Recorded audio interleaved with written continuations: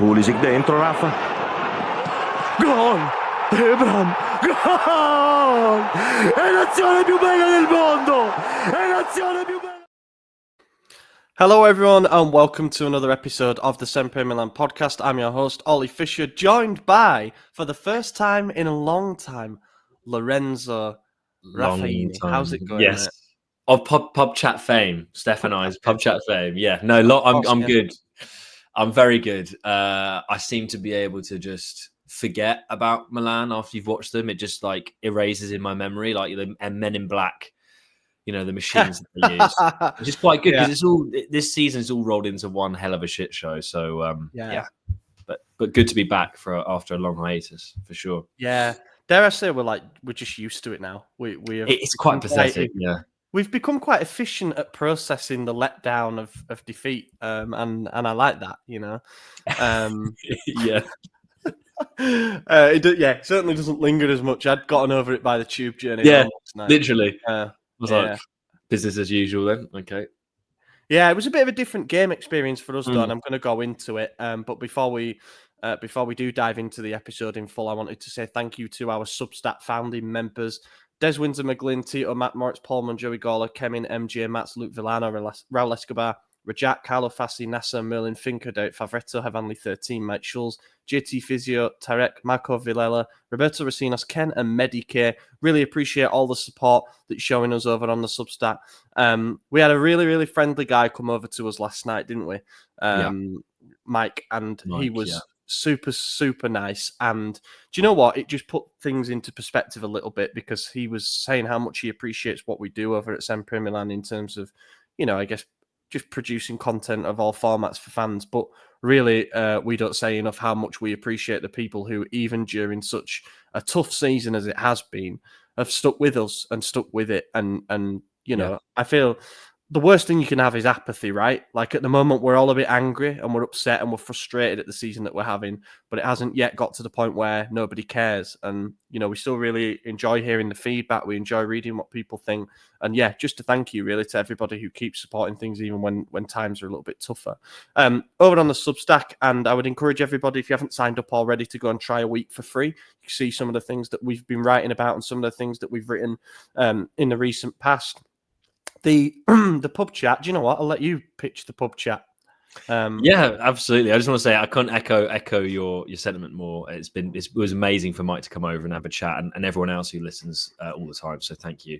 But yeah, pub chat this week was all about outgoing. So we just focused, Steph and I, on looking at all the roughly nine players we got out on loan, the money we could get from them, but also focusing on potentially the missing hole that we're going to have from not having the UCL revenue and how they're going to plug the gap and what potential budget we'll have as a result of that, and who we might like to stay and keep and who we're happy to kind of go on. And it was quite a weird episode because we realised that basically everyone bar the Empoli boys were above us and doing a lot better than we were. Quite impressive. Pretty damning, actually. Yeah. Leave Milan, the grass is greener. It's very green. Yeah. Go and watch that and go check out the other pub chats as well. It's a brilliant series, and you're doing so well with a variety of topics because, you know, every time we come to recording the bonus podcast, and the bonus pod that we did on Friday was me and Isaac reacting to the kit leaks for next season. So the home shirt has pretty much been fully revealed almost, but then the away shirt, they're changing the crest for that, and the third shirt's got a bit of an interesting colour palette, so we went through that, how it compares to previous years and stuff. But with the bonus pods, it's like there's only so many times we could talk about the revolution that we do in the summer. Yeah, it is quite hard, especially when the news stagnates a little bit, but I think we can all agree we're heading towards a pretty decisive few weeks one way or another, especially with that final nail in the coffin last night. And Isaac does the newsletter as well. This one, it was Maradona awaits Milan, obviously about the importance of the trip to Napoli, as we're going to come on to. But within that, you get the bulletin, which rounds up all of the latest news from the past week. So yeah, go check out the Substack. More bonus articles, bonus podcasts, and in-depth stuff to come. Okie doke, then let's talk about this. We decided. Yeah, I know. What I want to do at some point is plot down the games that we met up for. Whether it's me, you, Steph, or, you know, if there were others there or whatever, and what our record is, because it doesn't feel like it's very good. It feels like I think there's only one W, and I think the W it is when we won the league. Honestly, Yes, that's the I one I saw can that. think of. Yeah. Yeah. I think that's it. I think that's the one. Jesus, that's depressing. It is. It is not a good record when we decide to meet up. But yeah, just for a bit of context, there ended up being a few of us down at the new. I say new venue. It's been that for a few months now. But yeah, the Milan Club London down at the Volley at Old Street, which is central North London. It's a great venue. It's a football themed bar with a slight tilt towards Italian football, I would say.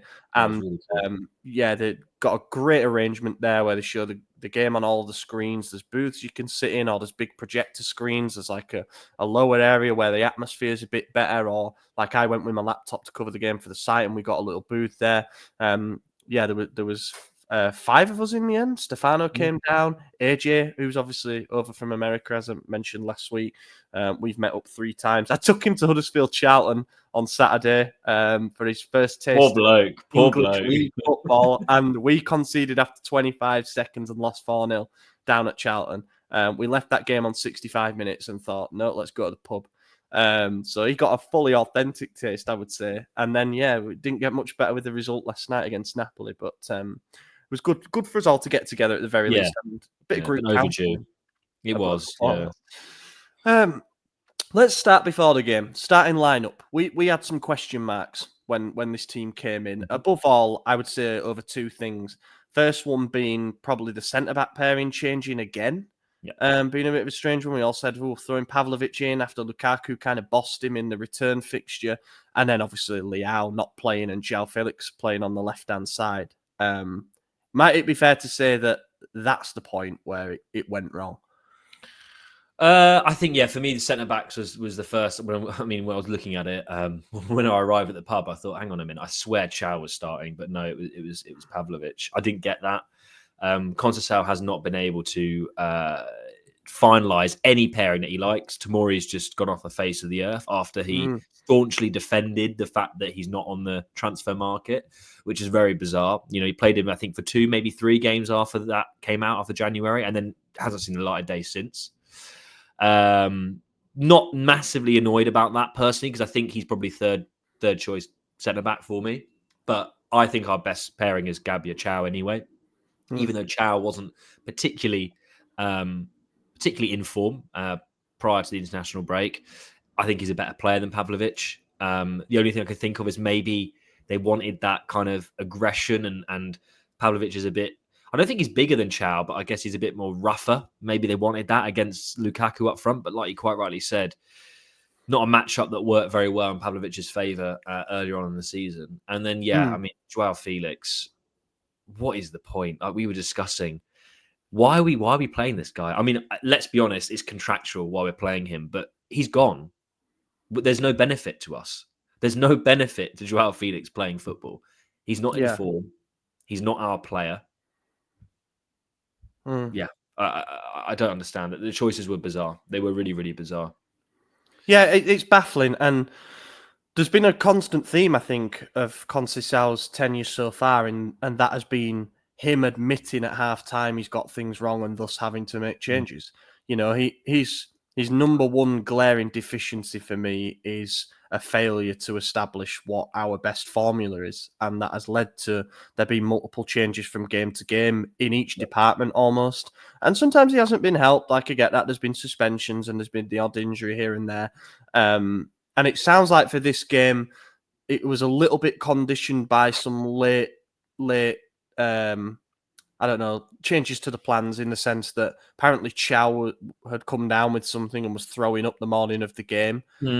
So I guess I had to make a change there, but it's still quite frustrating that we're in a position where we can't seem to name the same centre-back pairing for multiple games in a row. And then with Leao, apparently he felt some small muscular discomfort, but then Conceição said after the game that it wasn't on the doctor's advice that he chose not to play him, and he'd prepared for the game without him as a starter. So that was confusing. That was a very strange message to send out. It was like, oh, he might have been a little bit injured, but I ignored the doctor. I would have played him anyway, but I didn't want to play him. It's like it's such a strange thing to say. You know, and he said as well, I'm not here to make excuses, and then reeled off a list of excuses, which I think has been another constant Yes. theme Agreed. of Yeah, his. And look, I know I haven't been his most vocal supporter on here. I noticed warning signs very early on that have only grown louder and louder. But yeah, that was a strange starting lineup for me. And again, he's had to make changes on the fly to try and fix a game Yep. situation that had gotten out of control. It's a constant theme. If Lecce could do it to us, then Napoli were going to be able to do it to us to put us on the cosh. Speaking of which, we conceded after a minute, so that was a good start. Yeah. We barely fucking sat down. We literally just all five of us are just locked eyes onto the screen. Like, we just settled down, kicks off, and we're there, and we just see it in real time. It's like, well, that's it. We're losing this game, aren't we? Literally like that. First ball. I've watched this back actually. Having had a day off, which is nice. I've actually watched the highlights a couple of times, and I have decided why. Yeah, well, watch the highlights. I don't know. Maybe because. It was actually last night. I watched it once on the way home. I had nothing else to do, traveling back. And then again, when I, was appearing on here. But anyway, my point is, I think we were all thinking, it was Teo's fault for not tracking the runner and this and that. And actually, I don't think it's anything to do with our defense. I think it's a midfield issue. We get overrun in midfield too easily. I'm not having where were Reinders? Actually, Reinders a little bit further forward, but where were Fofana and Bondo in that passage of play? I don't know.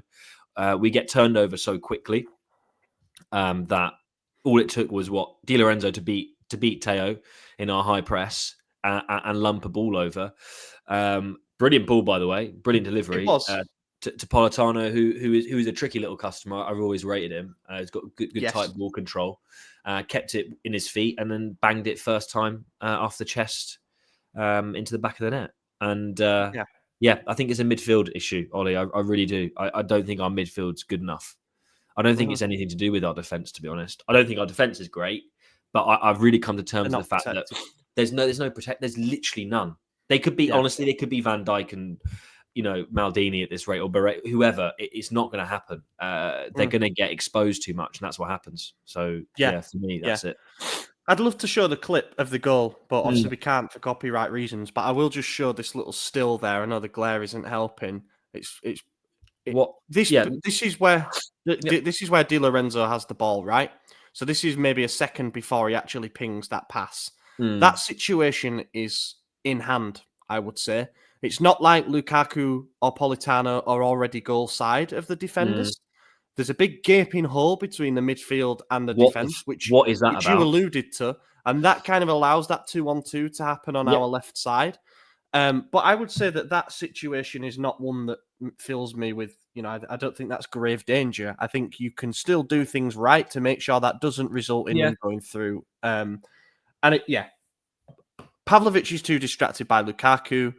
And then that gap opens up. But Gabia and Teo have thought that Pavlovic should be on Politano. He makes the run off the inside shoulder, picks up the ball, and we've conceded after a minute.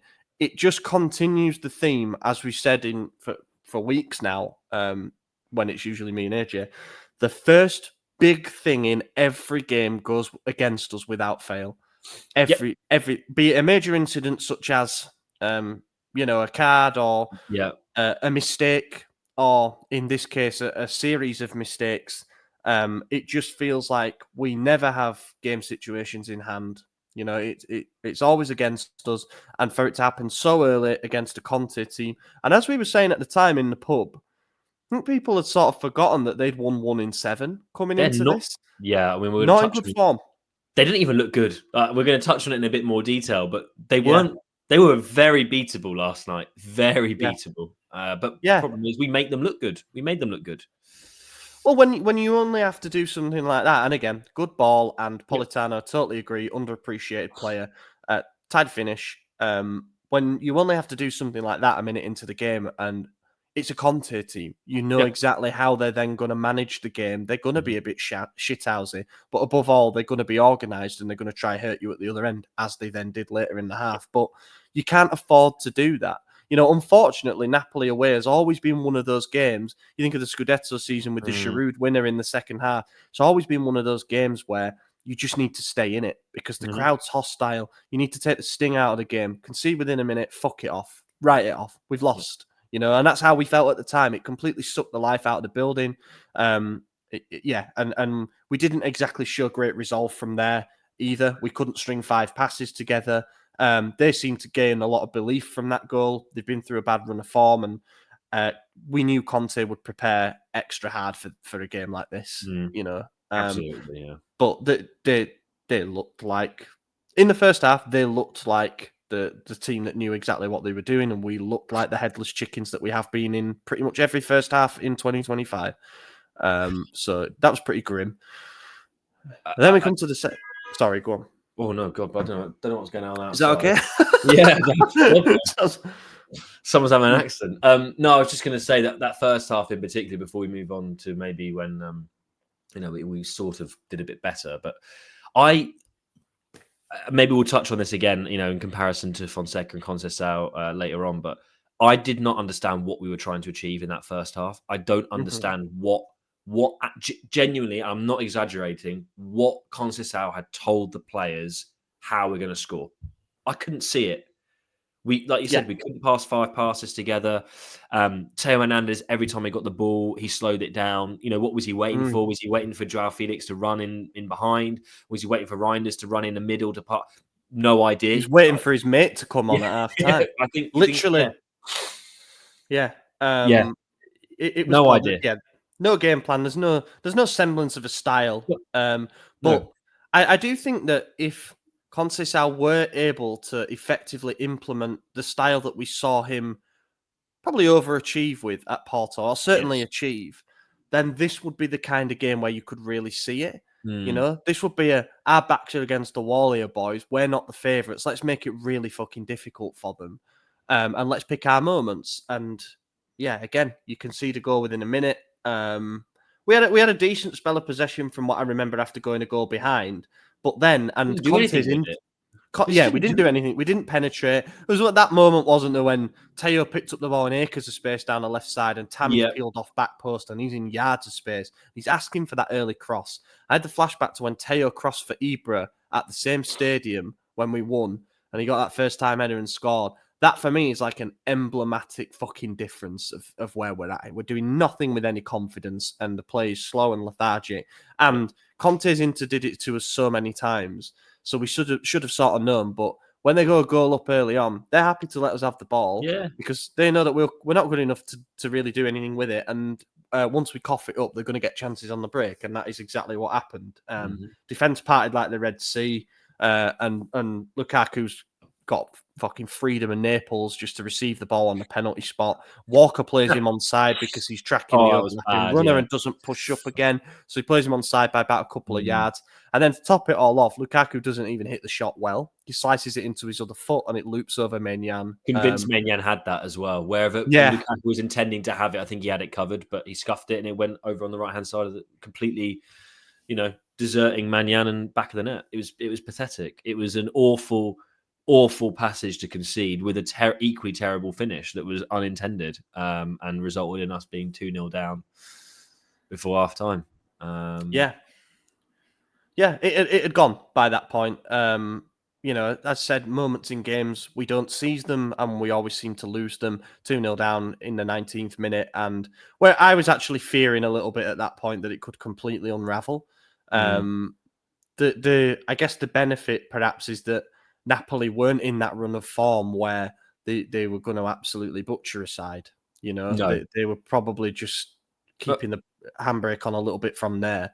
Well, let's be honest. If you think about it, the Di Lorenzo cross was a chance, arguably created from Napoli's passages, but the Lukaku one definitely wasn't. But even the Di Lorenzo one, it was a turnover of mispossession from us. Both of their goals were our mistakes, I would argue, to be perfectly honest. It wasn't like a Napoli pinging it around like they did when they have Kvaratskhelia and just completely, tore us a new one. That wasn't what happened. We shot ourselves in the foot. They were not a good team yesterday.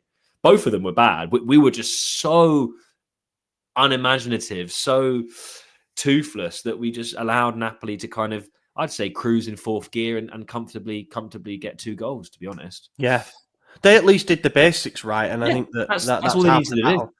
Said this to AJ in the last step. I said, you don't even have to do anything that special to beat us. You just need to wait for us to make the mistake, and it will come.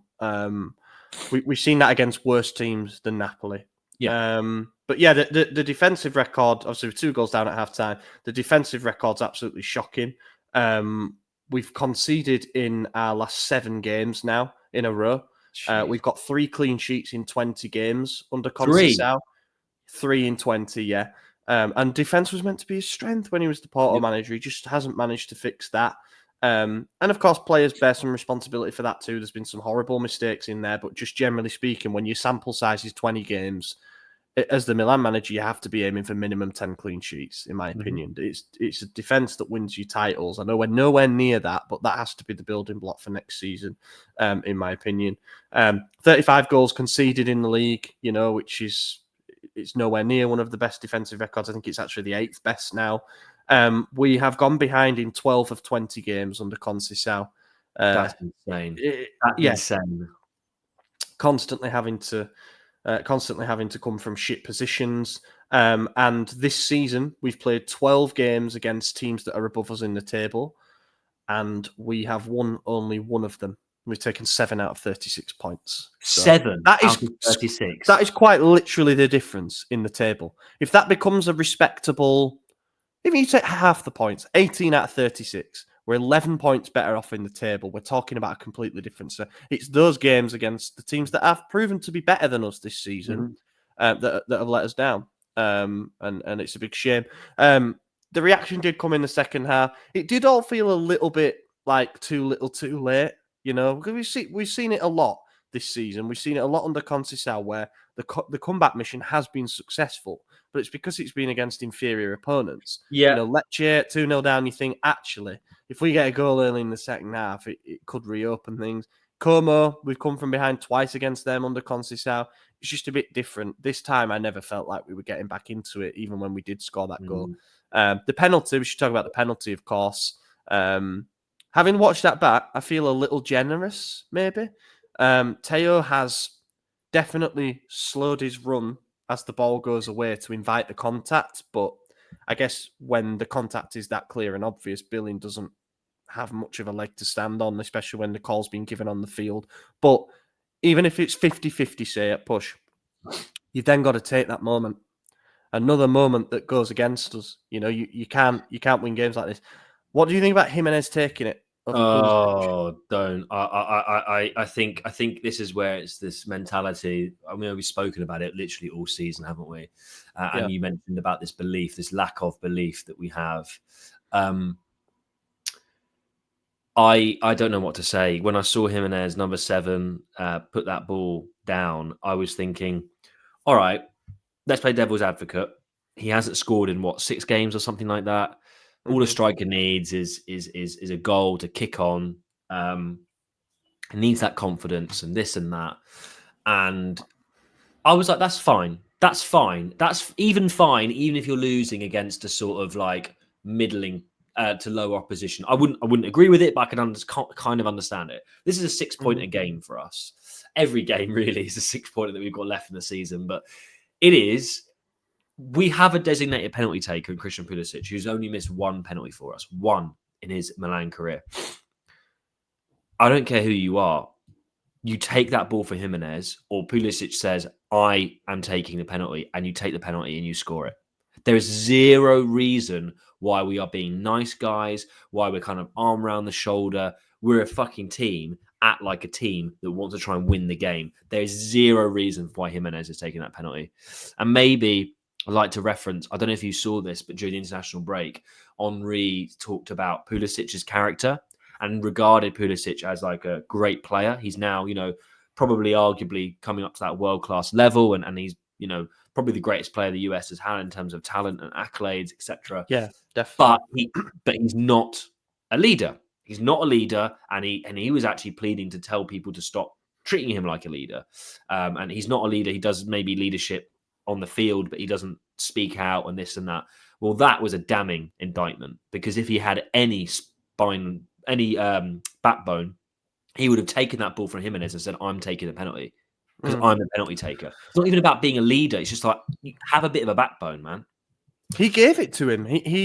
So from the reconstruction, Leao got the ball after the challenge was made, and him and Pulisic came together, and then the ball was given to Jimenez. So Pulisic had clearly approved it as well. Now, as I'm just trying to get into the mindset and be like, we've got a guy here who hasn't scored in a month and a half. He needs it for his confidence. Fuck all that sentimentality bollocks. We've got a job to do. You put your designated penalty taker on that penalty. Yep. You know, if anything, it's a reason for Jimenez not to take it. The fact that he's not feeling the most confident. And we saw it because it was a shit penalty. It was a shit penalty, yeah. It was a really poor penalty. If you're gonna make it that obvious where you put it, it better be right in the corner. You know, otherwise it wasn't. Merit. Side foot, not even that strong. Easy save for Merit. Easy. Yeah. It was.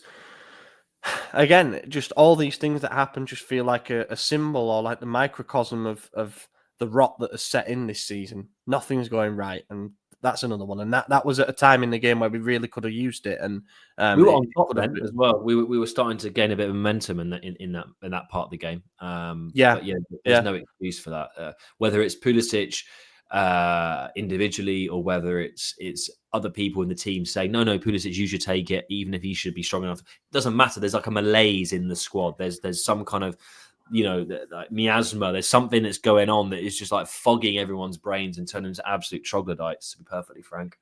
Troglodytes. You put that in the chat last night, and it made me really, really chuckle. I did enjoy that. But they are, though, aren't they? They're just idiots. Like, it's not even like they're bad. Because we discussed this at the pub. Our team on paper, and I hate using this on paper phrase, is actually good. Like, we have good players. I'm now not annoyed. Yeah. I'm annoyed because they're just fucking they're idiots. They're actual idiots. Yeah. And then you start to think, well, what good is it having the technical ability if you don't have the brain to go with it? No brains. None of them have brains. They're all a brain shy of being a good player. Yeah, and that's the most important part. Yeah, or not even good, just consistent. Just to be consistent. And I think that was the key in the season that we won the title. Which I think, on paper, you could argue that the title-winning squad was not as good as this one. No, it's not. Talent, and in terms of depth, isn't. And the difference is, I guess, mentality, obviously, but just we rarely blew any teams away in that season. In fact, towards the end of the season, when we won 9 of our last 11. It was the defensive record. Yep. We won a lot of games 1-0, 2-0. It was solidity. It was like a unified cause, and now it's like they're gone. Mentally, they're gone. They've checked out of this season, and they did a long time ago. It's like when the gap became too much, and the media wrote it off. And maybe the changing coach, they're thinking, wow, even the owners have punted the season as well. But it manifests in some of the shit that we're seeing. Leao came on at halftime and made a difference. I will mention that, but I thought that Bondo, it was quite harsh to sacrifice him. I thought Felix should have just gone there and then. But Chukwueze came on for João Felix in the 55th minute. Jimenez obviously came on prior to missing his penalty for Tammy Abraham, who I supported him getting the start because I think he's actually been pretty useful in recent weeks. And in a game like this, I thought he could provide something, especially when Jimenez isn't in the best form and apparently came back not 100% from the international break. I thought against Bongiorno and Rahmani, who were two strapping guys, you might need an Abraham just to give us a foothold in the game. He did nothing. He was unfortunately anonymous, as we've seen from... We got a lot of players who seem to be all right off the bench, maybe when the game's stretched or whatever. No confidence, maybe. Yeah. And then you got Alex Jimenez and Luka Jovic coming on. And Jovic ended up getting the highest rating in quite a lot of the papers for his little cameo off the bench because he scored the goal, of course. But that was like the one decent move that we put together, really, in terms of penetrating, getting in behind.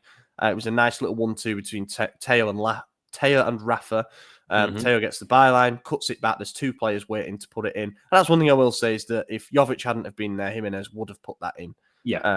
So that was a good move. That was positive. Yeah. Yeah. And it gave us a little bit of a spur of energy inside the pub. It's like, come on.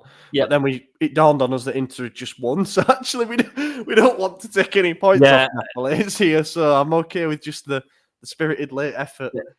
There's something quite dark, Ollie, that I want to admit, and I'm sure you probably agree with me, but for the first time, genuinely ever, and I say this not with any exaggeration, because in the Banter era, let's not forget that both Inter and Milan were both bad, and we didn't have quality, and wanting to lose was kind of like, sadist in a way. It didn't really matter.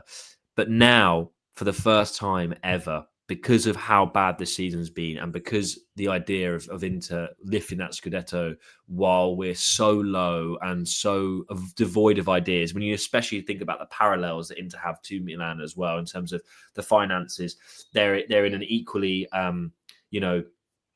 and down situation, but they're in loads of debt, but they're able to keep afloat because they're keeping on winning and winning and winning. Whereas we're like financially happy days, accounts are doing really well, but that's it. For the first time ever, I kind of was glad that we lost and was kind of hoping. And I should never say that out loud because I never want Milan to lose. I don't have that Tottenham mentality where it's like, I'd rather us lose so Arsenal don't win the league. I'm not meaning it like that really, but because there was not a chance in hell that I saw us winning that game, a point would have been it would have meant nothing. A point would have actually been nothing. At least losing is kind of maybe going to cause some kind of reaction that might mean they might make the right decision. I'm talking about management later down the line. Who knows? It felt like a bit of closure at last as well, because just before the break, with results going our way, the gap to fourth place became 6 points again. And of course, during the international break, during the international break, a lot of the narrative was like comparing the schedules and actually could we do something here? And I said all along, not a fucking chance. Not with some of the games that we've got coming up, and not given the lack of consistency we've had all season. I just didn't see a way that we won 7 of our last 9 or whatever we might need. But this felt like a bit of closure in the sense that basically every result has gone against us. So we're back to 9 points behind now. We're even 8 points off the Europa League spot. And it's such a short runway now to overturn things that I think we can now accept playing no European football for next season. And that's better than being in the Conference League, in my opinion. 100%. I agree with you. For the prize money, Europa League, I think you can make an argument either way, because if you go deep in the Europa League, you can make some all right money from it. But that's another thing to have to juggle. I was sort of saying towards the end of the evening yesterday that maybe the team that we played last night are actually the inspiration for us going into next season, because they were 9th last season. They decided to go for a full overhaul with a proven coach. They decided to invest in the squad, 160 million they spent. Whether that will in turn be financed by Kvara and Osimhen's sales, that might lead Conte out the door and etc. We'll see the fallout effect. But ultimately, it took them from a position of languishing in mid-table to being right in the middle of a title fight. Do you think Napoli care at the moment that they're not in European competitions? No, they're buzzing to be going for the league, So I think maybe that serves as the model to try and follow, like back to basics. We've got to get things right this summer, and it needs big characters to come in who are used to having pressure on their shoulders in order to turn around the ship. And I think there might be some difficult decisions to make with the squad as well, obviously. But that's already been dissected at length. But yeah, that was it. There was to be no real late flurry for me. There's a really confusing moment towards the end of added time when we had a free kick inside Napoli's half, and instead of Maignan taking it, which he should do, because I imagine he doesn't train for headers in training, but he trains kicking. Instead of Maignan putting that ball into the box, he goes in for very, very strange.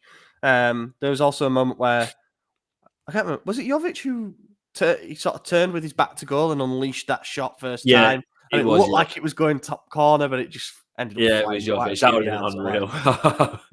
We had a lot of shots in this game from in and around the edge of the box. Reinders sent a couple way over the bar. One or two, I think. Yeah. And that does feel like a bit of a theme as well. Look, it's kind of a lottery thing, isn't it? With a player like Reinders, I would rather he take those shots than look like he doesn't have the confidence to do so. However, it kind of shows what we were restricted to in many ways as well. Napoli just collapsed into the box and kept their shape pretty well.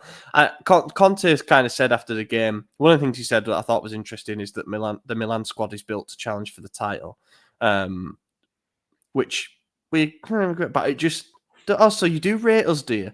If you fall out with Napoli, just let us know if you want the phone call. I think it's that. It also is an idea of like by saying that it makes his victory better than it is, right? By picking up your opponent, Bit of PR inflation. Yeah. But yeah, he also said that a little bit of fear came into them in the second half, and that was evident. But again, we don't have that ruthless streak in us to be able to seize that, which is why we limped to a 2-1 defeat. People might point at last 30 minutes and say it was a positive that we got a response again, but I'm just fed up of being in these situations where we have to perform a miracle to get out of things. There's only so many mountains you can climb, and I think we're all done. If I had to pick a top, a man of the match, I might say Jovic, first goal of the season. He's only played 130 minutes, but he actually came on and looked to put himself about a bit. God, I hadn't even thought about a top for this game. Jesus Christ. Yeah, he did. He did put himself about. God, who else was actually somewhat decent? I thought Chukwueze had. No, I can't pick Chuck, man. That dribbling. But he tripped over his own feet. Yes, he did at one point. More than once. Bad. No, I think, believe it or not, I'm actually going to pick, and I'm only going to pick this guy because without his 1-2, we would have got it. So I'm actually going to pick Teo Hernandez. Genuinely, right? Yeah. We are clutching a bit there, aren't we? Let's be honest. I mean, I couldn't pick Rafa either because although he was integral, like with Chukwueze, I was. Don't get me wrong, I don't hate Rafa. He's our best player. If we lose him, God knows what has happened. But my God, that bloke cannot make a decision, can he? He's like so indecisive. So I don't know then, but do you know what? I don't think I can pick a top, mate. I actually don't think I can. Now, let's abstain. Let's use our power. I can. Just reel off 3 flops instead, and then we'll move on. Pavlovic, for me, gets it. He was all over the place, unfortunately. I feel like in the games where he's almost been, I don't know, is it called upon to show his exuberance and his fighting spirit and all these things, he just goes a bit too far with it. But positionally, he had 3 shots. He had 3 shots. He had that one that was saved. He had 3. I'm telling you, one was blocked and then one was saved and one went wide. I think something like that. No, my flops. Felix. I didn't play a full 90, but I'd never want to see him play for Milan again. Not interested. I think that's fair. I just wanted to post up the stats as well here because I was saying after the game how that does not look like a stat line of a team that lost the game 2-1, and we're saying it was kind of fairly so. Possession relatively even, but the XG, of course, is boosted by the penalty, which comes in around about 0.8, I think, on the XG, but far superior to Napoli's.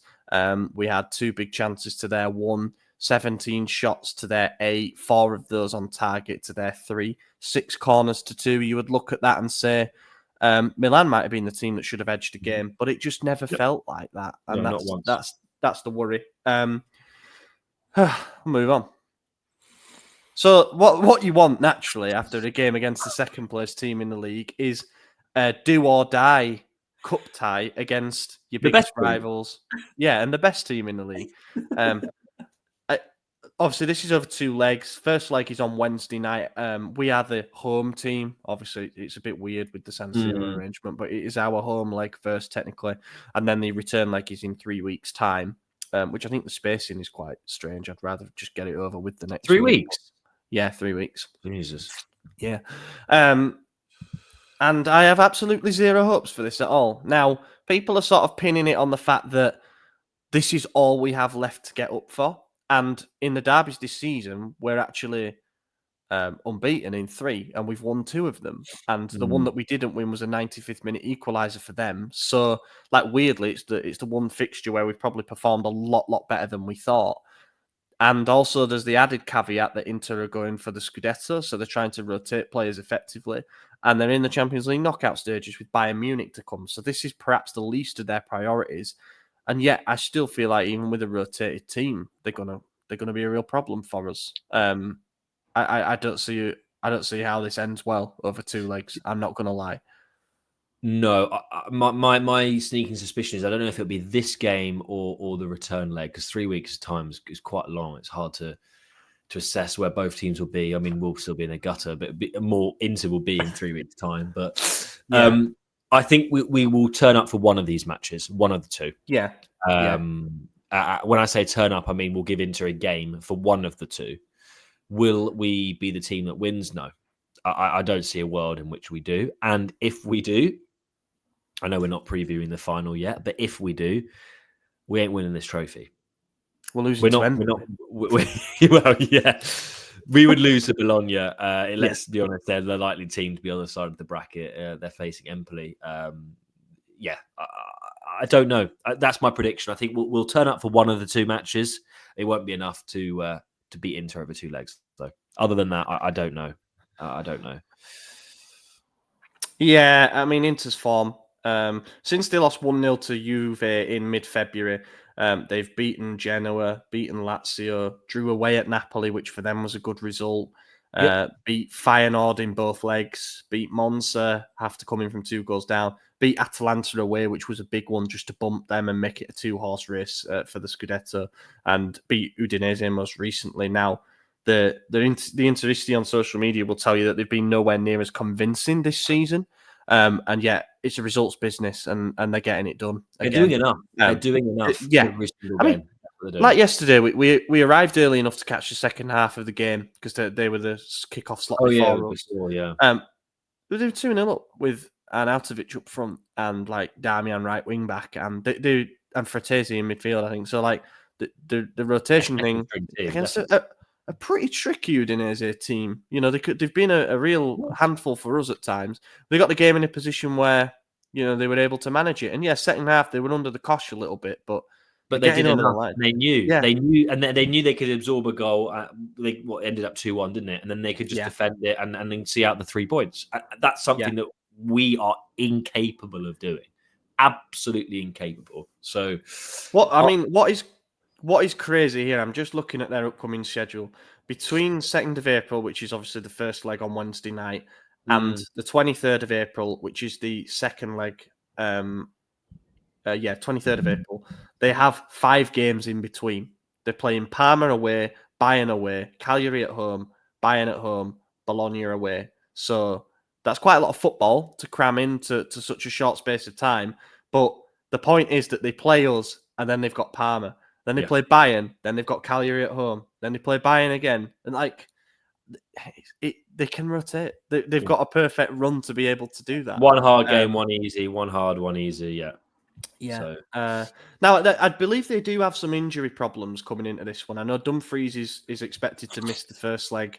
Lautaro's a doubt, and I think Taremi actually picked up an injury yesterday and will definitely miss the game. So they are a little bit light in certain areas. But it's just like Thuram will find a way to hurt us. DiMarco always does. Barella Çalhanoğlu's still there. I don't actually know. Just looking at the lineup that they used yesterday. Who they got in defence?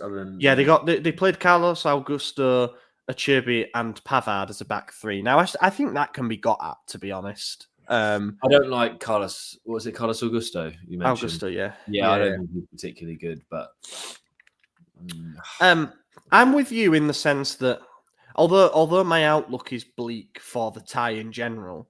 I can see us giving a good account of ourselves in one of the legs, and it'll probably be this first leg because I think Inter will have an eye on the games to come and will say a draw's fine because they'll beat us in the return fixture probably, and we also will think, well, a draw keeps it like a one-off going into the second leg. So if I had to make a prediction, and also just on our team, Leao has to be back in, and João Felix has to be back on the bench. And if Chow's better, please get him in as well. For Pavlovic, I think an over-emotional game is not what Pavlovic needs after the bad performance. So those are the likely changes. Musa, do not. I know he was banned for the last game. Do not bring him in. Oh, he will be. He'll be starting. He will, of course, he will. Yeah, and he'll probably start him on the right wing or something stupid and claim it's for balance or I don't know. But yeah, I do think that this might be a sort of cagier game where both teams say, let's leave it up for the second leg. The worst case scenario would be if Inter just went all guns blazing and said, let's get this killed off in the first leg. But I think with the absences, they might not quite have the same firepower to do that. But I'll say this will be a 1-1. If I had to make a prediction. I actually think we win. I think we win this game. This is again. I don't know. As I know, I said earlier, I don't think we'll win the tie, and I think we'll get up for one of these games. It's just so hard to predict a match that's going to happen in 3 weeks' time. So I could be wrong, but I think my prediction is pretty sound. I think for one of these matches, whether it's this one or the one in 3 weeks, I think we'll win one of them. And because this one's obviously in a few days, I'll go with a win. And I think we'll win. I think we'll win 1-0. I think we'll somehow keep a clean sheet. It has shades of that two-legged semi against them, where we drew the first leg 0-0 and lost the second leg 3-0. You know, like you give yourself enough hope in that first leg, and then in the second leg, it's very clear that we're just not as good. And it pains me to say that because I fucking despise them. But me too. I don't know. Maybe it's our turn for a bit of Derby hoodoo, and for some reason we've cast this spell. We'll wait and see. But after that, then we've got Fiorentina. So it doesn't necessarily get any easier from there because Fiorentina beat Atalanta at the weekend, and they are kind of, I won't say they're surging, but they are they're in a better state than us. It is sort of. They're in 8th actually. I thought they were higher up than that. It's quite congested in that middle area. But they have, they've won their last 3 games. They beat Atalanta 1-0, Juve 3-0, and beat Panathinaikos in the Conference League. But prior to that, they lost to Napoli, and they lost the away leg against Panathinaikos. So a little bit of mixed form. And they're in 8th place on 51 points, but above them, Lazio in 7th on 51, Roma in 6th on 52, Juve in 5th on 55, Bologna on 56 in that final Champions League spot, which means that they're only 5 points off the top 4. So realistically, they'll still consider themselves to be in the hunt, whereas we're 4 points below that. We're like pretty rooted to 9th at this point. Yeah, we are finishing 9th. I'm convinced of it. We're not going to move away from that. I feel it's strange to say, and this could age really badly, but I actually feel less confident about this game than I do the Cup. And Inter are a better side, but I can see us maybe because of the circumstances mentioned showing up for that. And this one, Fiorentina are dangerous. Moise Kean is having an absolutely outstanding season. He's on 21 goals all competitions this season. So it's been a bit of a renaissance for him. I kind of like him. Every time we've been linked with him, I've thought he's really good as at least a backup striker. When his stock's been quite low, like after the Everton days and when Juve cast him aside, I thought there's a player in there. There always was. And I'm glad sort of that he's found an environment where he's best mates with Rafa as well. And Rafa loves only playing with best mates. So, you know, it's get him in. Get him in. Yeah. Yeah, and I think Palladino, look, they are 8th, and maybe Fiorentina, you could say that's about their usual level, or you could even say that where they were 4th, I believe, at one point. They're now underperforming a little bit, whatever. But I think Palladino deserves credit for at least having them playing an entertaining style of football. He's established that 3-5-2 system now. And to be honest, their usual starting 11 is not exactly loaded with talent that you would think would be in a Champions League race. You know, they've got Pongracic, Pablo Mari, and Ranieri as the back 3. Dodo's pretty good as one of the wing backs. Parisi's now back in as a wing back. Mandragora, Cataldi, Fagioli. It's nowhere near the best midfield in Italy, but it's been Moise Kean and I guess to an extent goals from Goodmanson and Beltran that have fired them there. But yeah, I'm worried. I think Palladino's got on playing good football. They play good football, quite simply. It's a bit like the oh god, who else am I thinking of in top 4? Bologna, Italiano. It's a bit Italiano. Like that. It's a team of I think Bologna got a bit more quality, but it's just that they've got maybe 2 or 3 sort of decent players, and then enough that have bought into a philosophy of genuinely good football and can play. They can play. It's as simple as that, really. I think This opens up an interesting discussion, and look, we can't do too much specific analysis because we've no idea what's going to happen in the Inter game. Are we going to pick up more injuries? Are we going to have going to potentially rotate for this one? I have no idea. So I can't speak too much about what team we might put out. But out of that team and that squad that Fiorentina have, again, like on paper argument, and football isn't as simple as that, sadly. But how many of them actually start for us? You know, probably Moise Kean is in a better moment than Jimenez, I would say. But you can also make an argument that Jimenez has a higher ceiling or whatever, But the rest, I honestly don't know. Goodmanson in the 10. No, not over Reinders. No. Dodo at right back. I think he's been better as a wing back, and we don't play with one. Mandragora, Cataldi, Fagioli. I'm not Nope. massively sold on any of them. Pongracic, Mari, Ranieri. Nope, definitely not. And I don't rate our centre backs that highly. De Gea in goal. Look, he's had the career that he's had. But so what I'm saying is, we're talking about this as potentially even being the underdogs coming into this game. And on paper, there's maybe one player of theirs that starts for ours. And I think that's emblematic of the season that we've had. And you could say that about basically every team that's not Inter and Napoli, I would say. You could say that about Lazio. You could say that about Roma. You could say that about Bologna. Yeah. That argument can be used for all of those. Yeah, without a doubt. Don't get me wrong. There's players that I think, could be useful, like supporting cast players, complementary midfielders and things like that. I think Atalanta maybe have... Atalanta, yeah, sorry. 2 or 3 of their forwards. Yeah, like Lookman probably would get in, or Retegui when fully fit. Other than the top 3 teams, which we're miles off, every other team above us isn't better on paper. We take, like we said, 1, maybe 2 at a push. Massive underperformance, without a doubt. Crazy. I think there'll be goals in this game because of the way that they play and the fact that we're I think it'll be shackles off from now on in the league because we cannot afford to drop any more points, really. It's gone. Obviously, the top 4 dream's gone, but Conceição's going to peddle the thing in the media of we keep our hopes alive until the final ball's kicked and all this shit. That makes me think he'll just be like, all right, let's attack now. Let's go for it. And I think that it'll result in a very open game. All right, maybe I'm going to say we won't lose. 2-2. That's exactly what I was going to say too. Yeah. So I think 2-2 is spot on because I think we'll be leading this game weirdly, but we can't hold on to a lead, nor can we come back. Well, we love coming back, but you know what I mean. Come back and win. So yeah, I think we'll be leading, and then we'll concede either a penalty or a last minute equaliser to make it 2-2. Yeah, that's what I think. I can see a red card for a last man challenge on Kane, who goes in behind. That's what I can see in my head. Yeah, and it'll be Pavlovic. It'll be Pavlovic. Most likely. Most likely. All right, let's do a couple of listener questions and we'll wrap it up. Busier episodes with having 3 games to cover.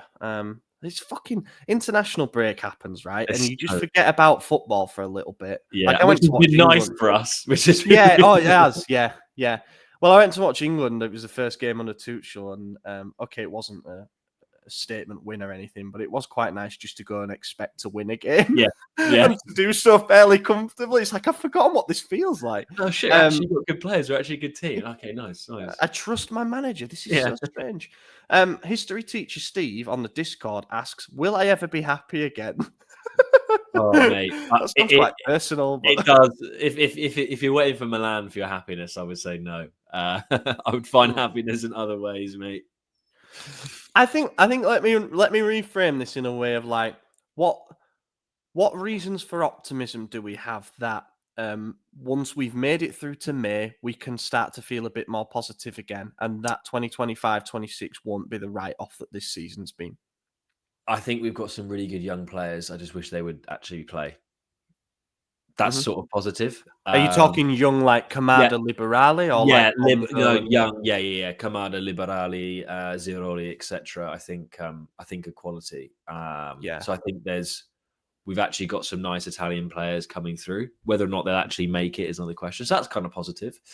I want to pick your brains on this. Actually, what do you think as a proud Italian that you are? Yes, thank you very much. What do you think about this whole concept of Italianization. You know, going for a sporting director like Paratici who knows the league, going for an Italian coach maybe like an Allegri or a Sarri, going for a more domestic market to sign players like Lorenzo Luca and players that know the league, and using more of our Italian young core that you see in the Futuro and stuff. Are you in favour of it? Do you think it's like better than Devil? You go back to basics after failed experiments, or do you think that it could? Because Italian football it's still quite divisive, I would say, in the sense that some people are convinced Spalletti will bring them back to a good place, but others are like, I watched them in that game, that tie against Germany. I was like, fucking hell, they're all over the place. Yeah, I'm not convinced about Spalletti either. But no, I think for Milan it's an absolute no-brainer for two reasons. One, our historic success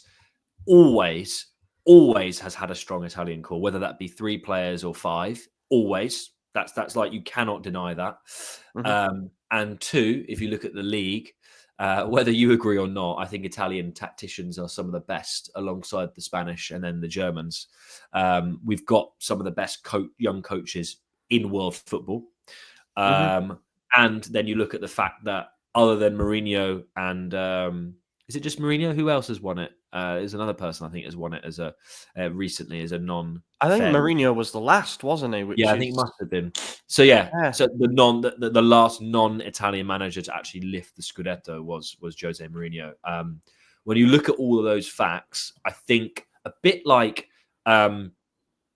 English football has it, and you'll correct me if I'm wrong here. Not necessarily with the managers, because I don't think English managers are very good. That's a different discussion. But I agree. Good English teams always have an English core. Manchester City had it, whether they're the star players or whether they're not. Liverpool have it as well. They're there. They're there because you need players that get it. I think with Italian football, it's that on another level, mainly because of what I just said, because we've also got the benefit of, I think, genuinely some of the best tacticians in the world. So I don't want to say and be kind of like homogenous and think, it has to be Italian, it has to be nationals, be like super nationalistic about it. But I think we've got to the point now where the foreign experiment hasn't worked. Let's go back to basics. Let's have a look at the facts. Let's get people in that understand how football works in the country they operate in. For me, it's also a political thing. I don't like the fact that we don't have any political firepower within the organization as a company, which we are. We don't have the right people in the right positions to kind of push their arms and bully the way that they need to. Whether you think that's right or wrong, that's kind of how Italy runs. It's very bureaucratic. You look at Marotta, he's able to he's got his fingers in the right pies. Let's just play that game. Rather than Cardinale coming in trying to change the game, which is what he's trying to do, and flip the board, let's play the game for a little bit and then see if you want to do those changes down the line. But his comments and things that he said, I mean, he is... To say that he's ignorant would be mind blowing. And Italians are very, very stubborn people. They're not going to allow Cardinale to come in here and change the game that they're playing. So that's a really good way to phrase it. Play the game. Let's play the game for a little bit. Game. Yeah, something came up recently as well, and I thought it was quite interesting. The idea of us hiring a former player as a director of football, but not in the English sense of the word, to be almost like. To be more administerial, shall we say, to be the one who, rather than Scaroni, who splits his time between so many jobs and only speaks about the stadium, they're the ones who hold a bit of weight in the Lega Serie A Council. And Dimitri Albertini's name came up because he is currently the vice president of the FIGC, I think, and obviously he's got strong ties to Milan. I think if you can make that appointment, then you've instantly got someone who holds weight because he's literally the vice president now.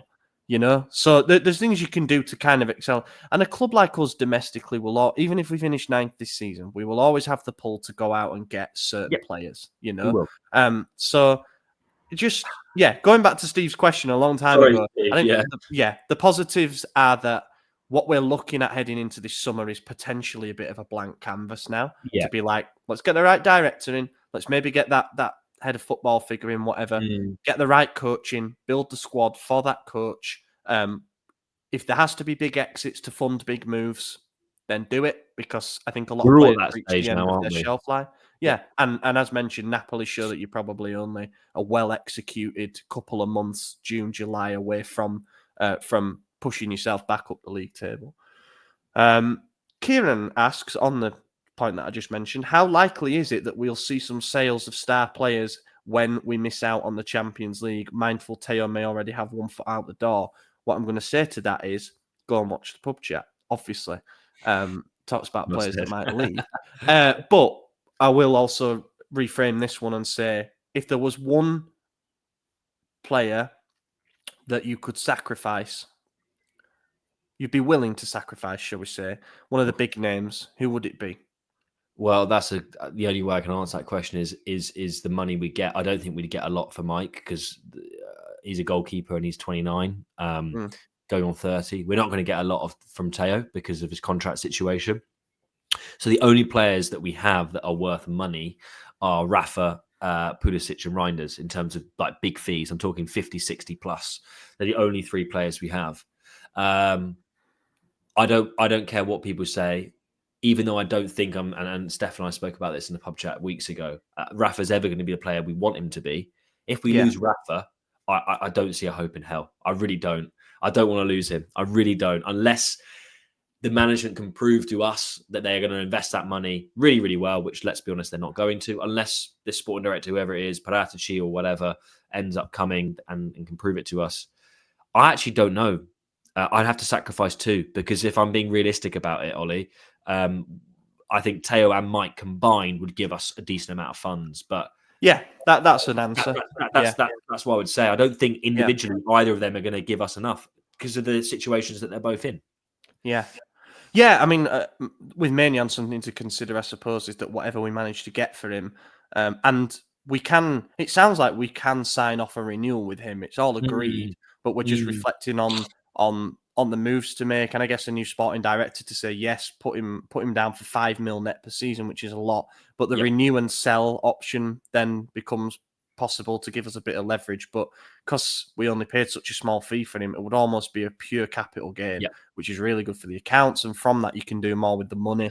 And yeah, Teo's contract situation is a difficult one because I don't think they're anywhere close to an agreement, and it sounds like he's going to dig his heels in and say I don't want to go anywhere this summer, so that could become quite a sour one.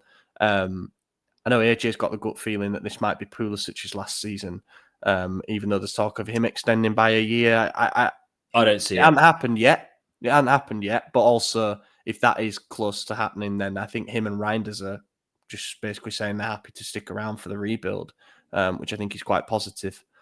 Yeah, I don't see it from Pulisic's perspective because he seems like quite an emotional guy. I don't think he likes Conceição, but he seems, and he's spoken a lot about the confidence that he needed, and I think it's the first club that's given him that. I think he's probably happy to do 1 year of like, okay, rebuild. I don't think he'll do 2 or 3 years of that, but I think he would stick around for another year before. I don't think he'll leave. Gregory Peck asks, now that Thiago Motta is without a club, knowing his time at Juve, poor signings from management, fell out with star players, played good football despite many draws and gave youth a chance, should we consider him to replace Conceição? Did he play good football? No. He had some good moments, didn't he? You're referring to the Bologna, maybe. They played good stuff with Bologna, but I thought if he's talking about his Juve stint, I would disagree with that. But actually, I don't think Motta was the main issue. I think Giuntoli is the main issue at Juve. But I mean, we're not a Juve pod, so I'm not going to go into it. But I think I think Motta was a combination of the players that he got. Again, they've got a similar mismanagement issue, and also I think the step was a bit too big for Motta. I think Juve have the least amount of patience out of any club in Italy, with Milan second, I would say, in terms of the demanding for success. So yeah, no, I wouldn't want him. Why would we want Juve's discard manager? No, not interested. It would not be a good PR move. No. You know, when the club is under so much scrutiny, every call made this summer will be under the microscope, and rightly so, because they've let the fans down with so many of the major decisions. But I think to go for, like, there were fans who didn't even want him the first time around, well, last summer, because of his Inter past. And then if you're going to hire him after he's just left another of your biggest rivals for not doing a good enough job with 150 million plus spent, I don't think optically you can defend that, to be honest.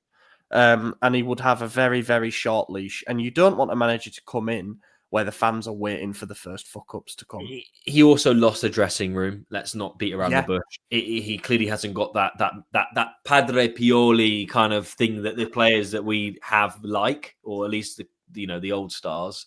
And also, Giuntoli came out and said that I wish I'd never hired him. That's not a good look. Yeah, yeah. That was all very strange to Very me. odd. That very, very, very strange.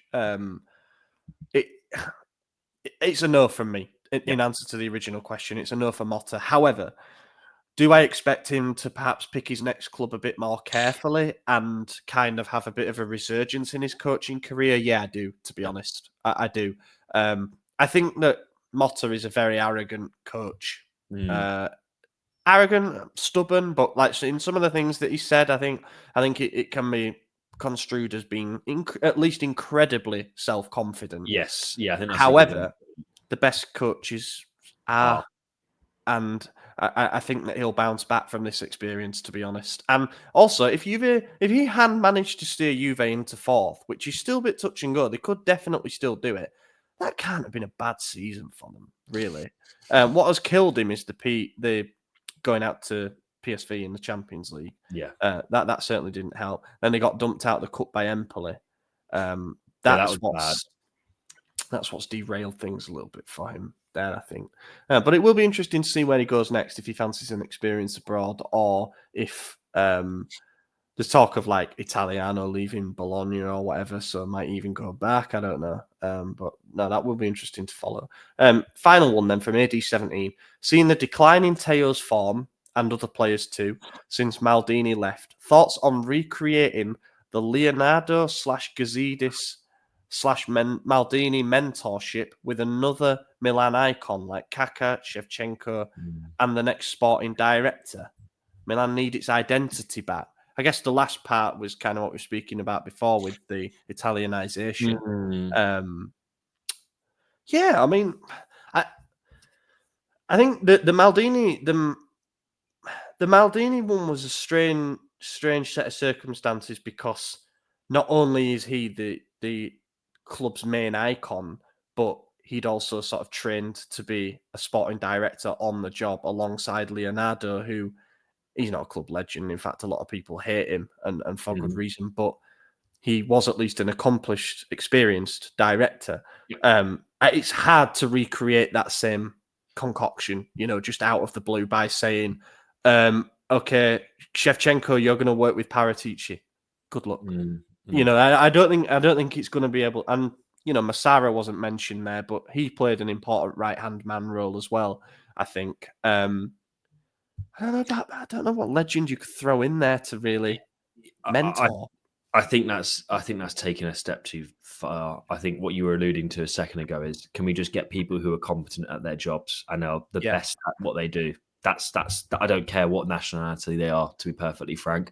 Do I want someone who embodies Milan values? 100%. Let's try and pick someone like that. And if we can then integrate a ex-legend in a supporting role to some degree, I'm all for it. But I don't want someone just for the sake of it. I don't want, like you said, I don't want Kaká and Shevchenko because they're Kaká and Shevchenko. I want Kaká and Shevchenko because they're the best sporting directors coming up. Do you know what I mean? That's what I want. Yeah, and like Kaká's never done the behind the desk role. Shevchenko's gone more into being a head coach. So if any, they don't really fit that bill in terms of becoming an executive for us. And also, like, there's no recreating having Maldini at Milanello every day. No. Because whoever you go for does not have the same aura. In terms of that figure who is both so widely recognised within world football as being a legend and the best in the world in his position, and being and wanting to do the director thing. I just don't think I don't think that person exists. No, unfortunately, I think the answer to your question would be we eventually have to get Maldini back if you want that someone in that capacity, which isn't going to happen under Red Bull. We know that. I don't think that, like you said, Ollie, there isn't a second best option to that. There doesn't exist, like you said. So let's just get the best people, regardless of nationality, who can embody the Milan values as closely as possible, but ultimately are good at their job. Let's get people who are good at their job. Yeah. Yeah, spot on. Fully agree. I think an important thing for the next sporting director is that they probably do a bit of both. You know, they're obviously going to be involved in the reconstruction of the squad, and they're going to pick the head coach and things. But they do have to be more present at Milanello than the current Yeah. directors are. They do need to be that go-between. They need to be involved in the day-to-day running and management of the football club. Like that, there's no two ways about it. The current arrangement isn't working. There's either too much overlap or not enough. You know, a lot of square pegs in round holes, and it's led to the confusion that we've all seen. And we'll end it on that sad note. It's been an absolute pleasure, mate. Thanks for having me on. Yeah, really, really. It was nice to hang out yesterday. And for those listening, if you're ever around London, honestly, the Volley is a great venue. I don't know how many times we'll go back this season. To be honest, the only time I think I will is if we get to the final of the Copper. Yeah, I was going to say that. Otherwise, I'm kind of writing this season off. But next season, let's get involved. But it was lovely to come back on, and I'll let you do all the plugging in a moment.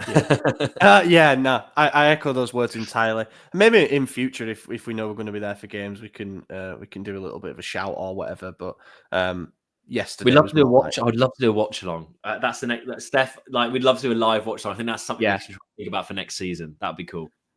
Yeah, I just want Marcus to come on and do halftime. Yeah, that would be everything for me. I love that guy. But yeah, echo all of that, and it might be more of a next season thing. But you know, the Volley's a great venue, and we'll look to get down there a little bit more. But in the meantime, thank you to everybody for watching. I've been your host, Oli Fisher. Find me on Twitter at Oli Fisher. Lorenzo, do you want to plug?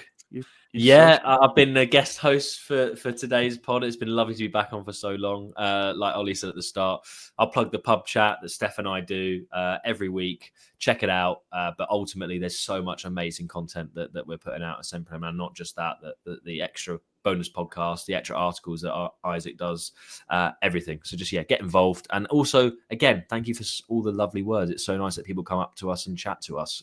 It really does mean a lot to us, I think. So cheers for that. I got called a moron in the comments section on one of our articles earlier. And that's also part of it. Yeah, it is. Yeah. I love and appreciate you all. Thank you. Thanks for the interactions, good or bad. But yeah, everything you said there, spot on. We will be back later this week for another bonus pod, and early next week for, of course, the next main pod episode. In the meantime, have a fantastic week, everyone.